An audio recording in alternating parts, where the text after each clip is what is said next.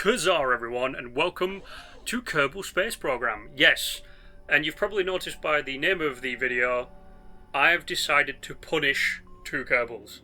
Because I'm doing what kind of like all British parents seem to do. I'm forcing them to go on a caravan holiday. Yeah, if we've got to do it, they've got to do it. Now, in my 150 odd hours of playing this game, I've realised something. I've not done a lot. Now, when it comes to the things I've achieved in this game, building a rocket, building a space station, putting a space station in orbit, putting a rocket in orbit, going to the Mun, crashing on the Mun, and crashing into the Sun are the only things that I've done in 150 hours. I've not been able to break out past the Mun, but I also realised something as well. This is a YouTube video. I want to do something fun. I want to do something quirky. Plus, I've got all this built-up anger of caravan holidays, so I'm forcing it onto these Kerbals. Now, everybody's done, a 3-part stage, whatever, SST or blah, blah, blah to this. No one's ever done a caravan holiday to the North Pole. Because, funnily enough, you can actually drive to the North Pole. And I realised I had to do quite a lot of research just to do one really simple thing. So my love and my admiration for KSP YouTubers went from being like, that's really awesome, to, oh my god, why the hell did you have to learn actual rocketry to do this kind of stuff? And no, I did not actually have to learn how to do rocketry or caravanning for this, but I did have to learn how to build a rover. Because I don't know how to build a rover. I realised in my early stages, you saw the two abominations of my early stages, which were the little lander can on the rover thing, and then the pillar, as I called it, the weird mix. I realised experimentation is needed, and I built 3 different types of rovers to test distance, battery life, traction, speed, all this other different kind of stuff. Like, I was playing a game that's just dicking around with rockets that, funnily enough, makes you learn actual spaceflight mechanics, and then I also applied it to learning how to drive a fucking car. Yeah, it was kind of weird. I was not expecting to go into as much depth as, like, having to figure out how to drive something from one point on a map to another. Seriously. But I learned quite a lot. Now, the middle one that we're inspecting right here, I called the Crocket, or the Cock Rocket, because I'm a child. But the 3 designs that I came up with these. Mark 1, which is the furthest one on the right, the cockpit in the middle, and then this one with the big fat chunky wheels, which was Mark 2. That's all I called them. And I learned that the Mark 2 had good traction for going up hills and all this other kind of stuff. Not too good on speed, and was kind of funky on stability, but overall was kind of decent.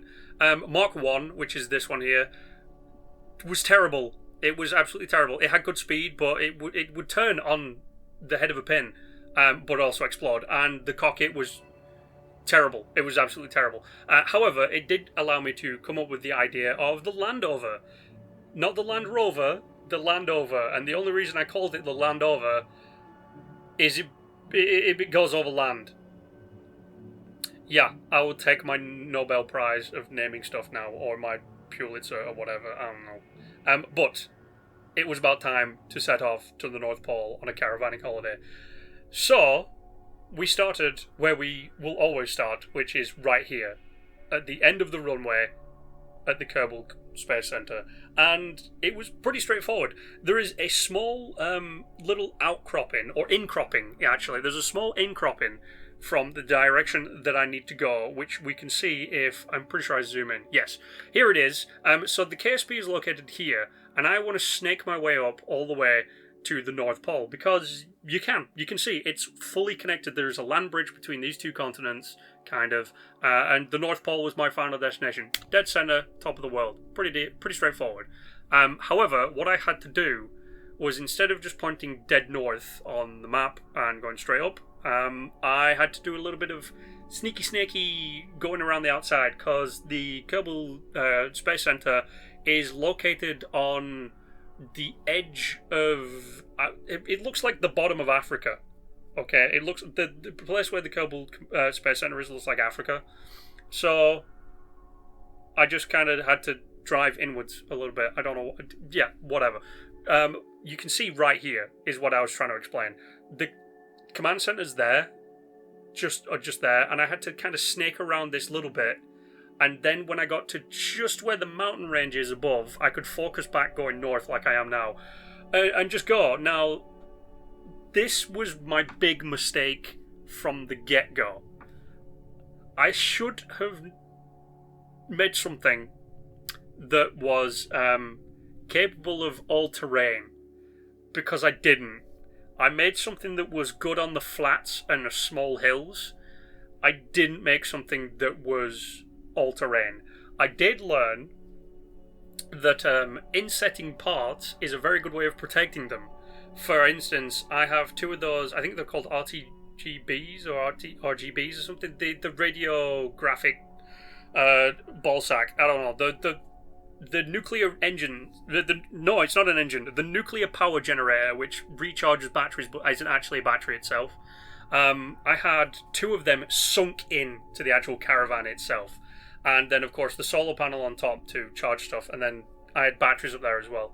And this was kind of fun because it showed me that cheating a little bit can be really beneficial. But as I came to my first mountain, I was thinking, do you know what? I'm not just going to drive directly to the North Pole. It's kind of boring. I want to go and explore Kerbin a little bit. I want to snake my way. Instead of just, going around that little incrop and then heading north, I want to have a bit of fun. If I see a mountain, I want to climb a mountain. So I climbed a mountain, and it was interesting. It taught me how to mess around with traction control, because I realized I was draining through my battery life pretty quick when traction control was low, and then when it was high, I also kind of slowed down and burnt through a lot of my traction control as well. Burnt through a lot of my battery life as well. So putting it about 2.5, I was able to conquer a majority of the small mountains that I needed to, which was fun, because though this destination right here that I've just reached took about 30 minutes, in the 30 minutes that I set off from the Kerbal Space Center and made it to this mountaintop, I'd learned how to sort my SAS out. So instead of controlling the full thing, I only controlled via SAS.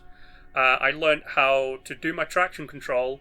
I learned that going up hills dead straight is a nutty no-no, and going in a kind of zigzaggy pattern, or just going up, and then going up one way at a slant and then swapping and going another way, saves battery life and also allows you to keep speed and maintain your speed.